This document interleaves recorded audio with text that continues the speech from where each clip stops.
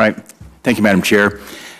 Chief Idwell, thank you for being here today. Montana used to boast a robust timber economy. However, since the late 80s, harvests in our national forests are down 82%, and we've lost now nearly 30 mills. In fact, of the 11 surviving mills, many workers there today are facing layoffs and reduced hours. As we look at strong demand in the lumber industry, we can't get enough logs. Meanwhile, our national forests are suffering from insect infestation, overgrowth, and, as you described, the risk to catastrophic wildfire. The deteriorating health of Montana's national forests jeopardize our public safety, our watersheds, undermines recreation and hunting, and frankly is harmful to habitat.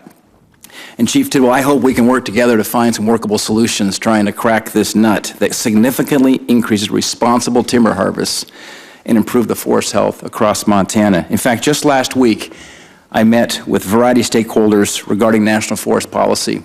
It was a recess week in Washington. I'm back home in Montana. We had conservation, we had sportsmen, we had mill workers, we had members from the wood products industry.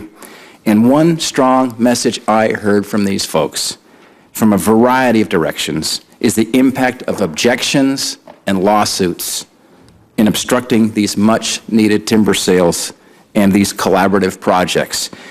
In fact, to hear that our mills today, the surviving mills, are receiving logs from Oregon, from Washington, from Canada, from Wyoming, when we're surrounded by millions of acres of national forests and much of it dying and still harvestable, to me, is a tragedy.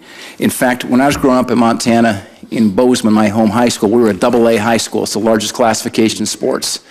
The Libby Loggers up in northwest Montana, they were a AA school when I was going to high school. Today, the Libby Loggers, they've dropped to A, and just going into this year now, they're a Class B high school. There's a reason they call them the Libby Loggers. This is with the heart of our logging industry in Montana. There's not a single mill in Lincoln County today as a result of what's going on in our timber industry. In fact, somebody said last week, perhaps we should rename the Libby Loggers and call them the Libby Lawyers, because that's what's going on now. The timber industry has been stopped by this habitual litigation. So my question is, how are these objections and litigation affecting the Forest Service ability to complete timber projects in Montana in a reasonable time period?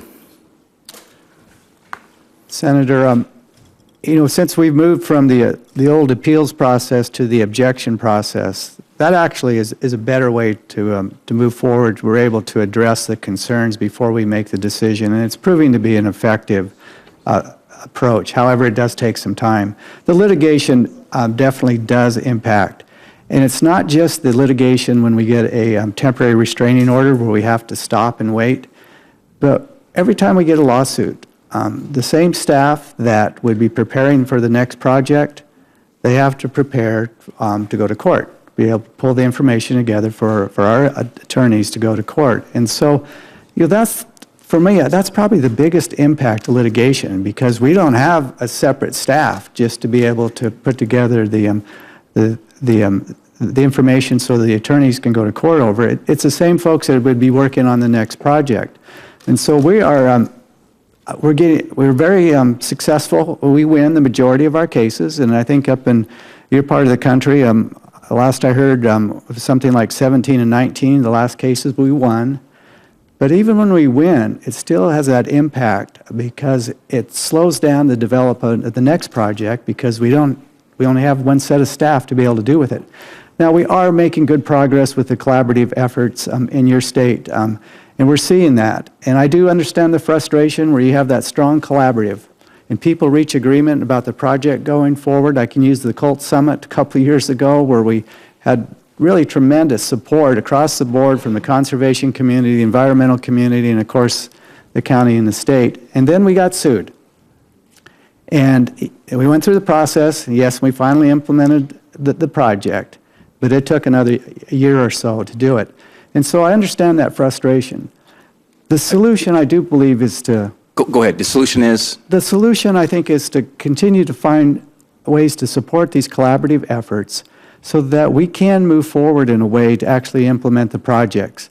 I understand from time to time we're going to be sued, and if we ever do anything that's wrong, I understand that. I understand that's part of the process. I have to pivot over quickly to this insect infestation issue. Our governor designated 5 million acres in Montana of National Forest Service that's eligible to be managed under the streamlined processes established in the 2014 Farm Bill. But based on feedback from Montanans I heard all about it last week, I'm concerned the Forest Service is not moving fast enough to implement this policy. I think it's good policy that came out of the Farm Bill. I mean, this is exactly the kind of solutions we need here to start moving on harvesting dead trees. That's what we're asking for right now. I anticipate Congress funding fiscal year 16 to help implement this program, but can we expect some meaningful results on the ground now between today and October when the new fiscal year begins? Yes, Senator. In fact, the first project that we used under the Farm Bill authorities for CE, we actually put the decision out last December in your state, and I know in that region they plan another 5 to 6 projects this year. They're moving forward with both the CEs and also using the expedited procedures for EAs and EISs. So we are moving out, and I want to thank the governor for his approach to be willing to put some state funding to work with us on that, to be able to help us get more work done. And we're also looking forward to using a good neighbor authority where we can work closely with the states to be able to use some of the state resources to help us to be able to get more work done.